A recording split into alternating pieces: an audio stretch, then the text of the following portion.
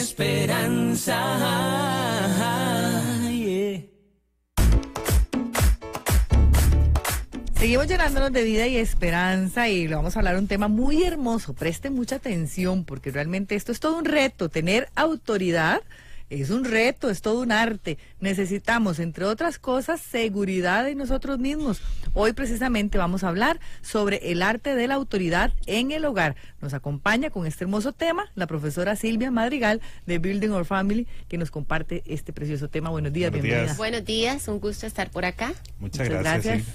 Bueno, y es que yo creo que cuando hablamos de autoridad, lo primero que tenemos que entender es qué es autoridad. Eso es lo más importante, ¿verdad? Porque para nuestros padres tal vez era más fácil, no habrían tantos distractores como lo hay ahora, por ejemplo el tema de la tecnología. También pues nosotros crecimos con los padres en casa, con mamá en casa, cuidándonos y asesorándonos siempre, ¿verdad? De la mano. Pues ahorita la mayoría de los padres trabajan, entonces hay que percibir la autoridad como un servicio. Eso de la autoridad es un servicio amoroso que los padres prestan a los hijos y por eso no hay que tener miedo a exigir. Muchas veces los padres nos dicen a nosotros, teacher, pero pobrecito si le pido que tienda la cama, o pobrecito, ¿cómo va a jalar el salveque? No, la autoridad es precisamente eso, es un servicio amoroso y no podemos negociarlo, ¿verdad? Más bien, el niño necesita la autoridad, es una de las responsabilidades más importantes de la paternidad, por eso no hay que tener miedo a exigir. ¿Cuáles son los problemas que a veces se nos presentan a la hora de ejercer la autoridad? Bueno, la pasividad también de los padres, ¿verdad? Que muchas veces vemos los problemas y se hacen de la vista gorda, el miedo a exigir, ¿verdad? Porque ahorita vivimos en una sociedad donde todo está listo, todo está hecho.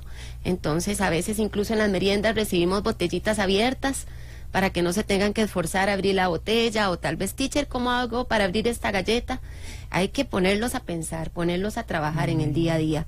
Luego la tecnología, que nos está ganando terreno, padres ausentes, el hecho de querer compensar muchas veces la falta de autoridad con materialismo, con regalos y poca exigencia, el cansancio, ¿verdad? Muchas veces nos juega una pasada en el tema de la autoridad. ¿Qué pasa? Que, por ejemplo, si un día estoy cansado, entonces que no brinque en la cama. Pero si otro día estoy de buen humor, el chico puede brincar y hacer desastres en casa, ¿verdad? Entonces ese tema de la autoridad requiere constancia y mucha exigencia. Porque la autoridad tiene prestigio y así como se gana con mucho trabajo, se pierde fácilmente. Entonces el prestigio de la autoridad debe cuidarse constantemente. ¿Cómo? Pues siendo firmes, coherentes.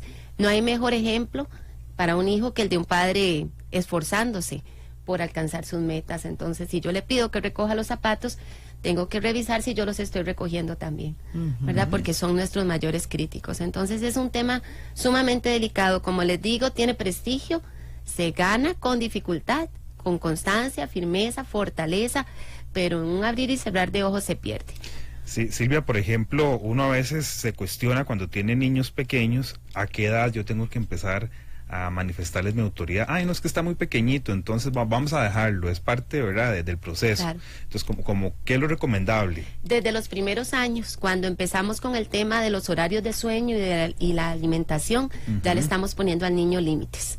Entonces, si por ejemplo decimos que va a tener su merienda a las 3 de la tarde, y a las 6 de la tarde cena y nos acostamos después de rezar, ahí le estamos poniendo límites, horarios de sueño, la alimentación, no puede comer galletas todos los días, le damos un dulcito una vez al día o 2 veces por semana, ahí ya lo estamos limitando.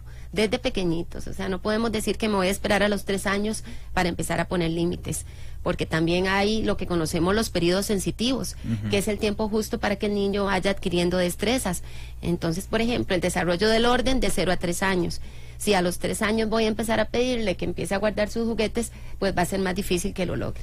Entonces, desde niñitos, ¿verdad? Cuando los acostamos temprano, cuando nos ven y les pedimos que nos ayuden a tender la cama, cuando jugamos con Legos y les decimos, vení, recoge, aquí tenés esta caja, te toca recoger. Ahí estamos ya poniéndole límites al niño.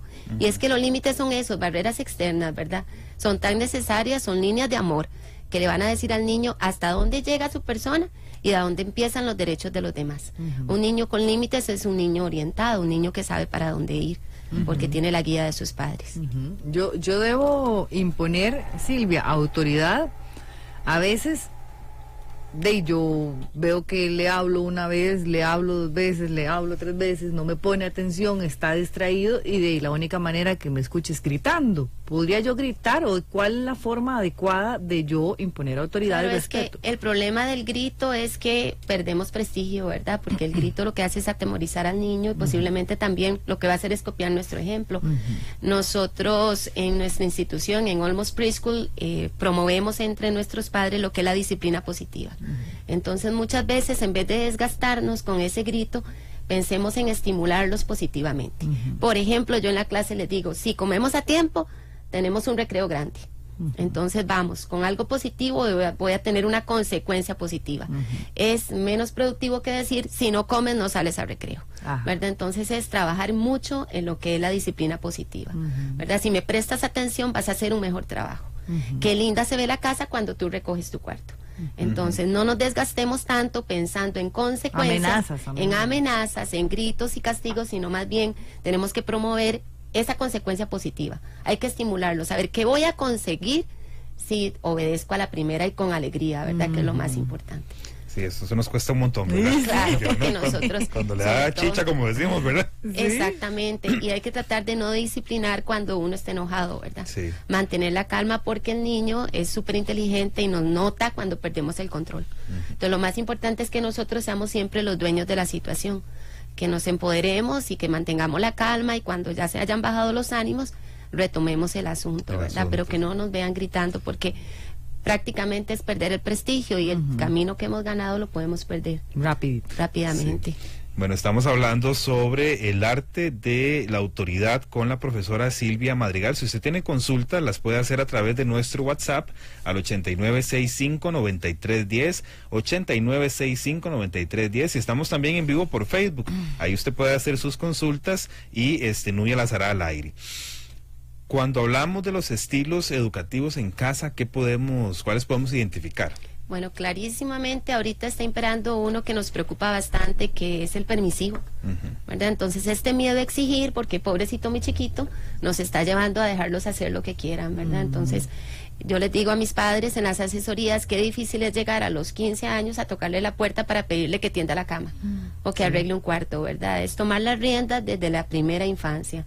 Estar pendientes para ser autoritarios, para conocer lo que nuestros hijos necesitan, hay que estar con ellos, hay que darles tiempo, cariño, de verdad, porque ellos muchas veces también saben cuándo estamos dando lo que nos sobra, ¿verdad? Entonces es conocerlos, porque cada uno de nuestros hijos va a requerir un tipo de autoridad muchas veces diferente. Claro. Entonces está el permisivo, que los vamos dejando hacer lo que quieran porque pobrecito, y sacrificamos así la exigencia.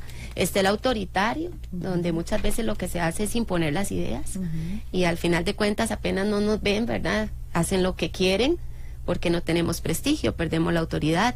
Está el estilo paternalista, que también dificulta mucho el desarrollo del niño, porque es cuando se les sobreprotege de sobremanera, ¿verdad? Entonces, a veces no saben cómo sentarse en una silla, qué miedo subir las gradas, teacher, ¿cómo me meso? En una edad de 5 años, ¿verdad? ¿Y es por qué? Porque nos limitamos. Es tan sencillo como el andar en bicicleta, ¿verdad? Siempre se les dice a los papás, ¿cómo aprendimos a andar en bicicleta? Porque nos soltaron, pero tiene que haber un justo balance. Llega un momento en el que ya podemos decir, bueno, voy a soltar este asiento para que el chico vaya caminando solito y fomentamos la autonomía. Pero el padre paternalista limita considerablemente el desarrollo del niño, tanto en el aspecto motor como en el aspecto socioafectivo. Y por supuesto el ideal que todos aspiramos es el estilo democrático, donde papá y mamá llevan la batuta, ¿verdad? Porque es importante que ellos sean quienes ejerzan la autoridad. Y los hijos van abajo también manifestando sus ideas, pero todos en una misma línea. Esto es muy importante, ¿verdad? Que se note la figura de papá y mamá como padres, como autoridad, como primeros educadores de los hijos. Porque también muchas veces llegamos a los centros educativos y queremos que los maestros, ¿verdad? Y profesores nos resuelvan. No. Papá y mamá primeros educadores, y nosotros como maestros somos profesionales que podemos ir asesorando el proceso. Pero el estilo democrático es el ideal, el que todos debemos aspirar.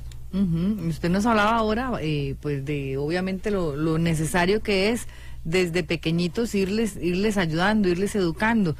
¿Cuál es la importancia precisamente de trabajar esto desde pequeños? Porque es que en realidad nos cuesta mucho.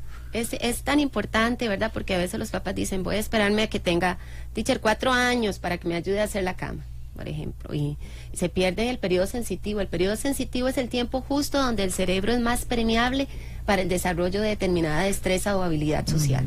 Entonces, por ejemplo, el equilibrio de 0 a 4 años. Entonces, por eso trabajamos fuerte con el desarrollo de la bicicleta. Por ejemplo, que haga ejercicios, que brinque, que salte. Con el tema de la autoridad también. Desde pequeñitos tenemos que empezar en casa. Entonces es venir a ayudarme a tender la cama, acomodemos tus juguetes, recoge la mesa, te voy a prestar esta toalla para que me ayudes a limpiar. Apagamos el televisor a la primera, ahora vamos a salir a jugar, te toca recoger. Esto es desde la primera infancia, estamos hablando desde el primer añito. Ya desde el momento en que la mamá en la cuna apaga la luz, deja al bebé solito, le deja llorar un rato, estamos trabajando límites. Y por ejemplo, si se deja llorar al niño un ratito, estamos trabajando lo que es la resistencia a la frustración. Entonces estos son límites, ¿verdad? No podemos esperarnos a los 12, 13 años. Se empieza desde el momento en que el niño va teniendo conciencia de su espacio, de su ambiente, escucha la voz de papá, escucha la voz de mamá, desde la primera infancia. Es determinante. Cuando aquí nos pregunta una oyente, dice que tiene una niña de 6 años y medio. Los sábados realizo las labores de la casa porque entre semana trabajo. Entonces ella sola barre, lava platos, recoge. Mi esposo me dice que está muy pequeña, pero ella lo hace sola. Es más, llora si no la dejo hacer esta labor. Y me parece excelente porque esa niña, lo que estamos haciendo con esos encargos en casa es colocándole una responsabilidad en los hombros para que sea una persona responsable, autónoma. Además, el niño que ayuda en casa, además de sus deberes escolares, es un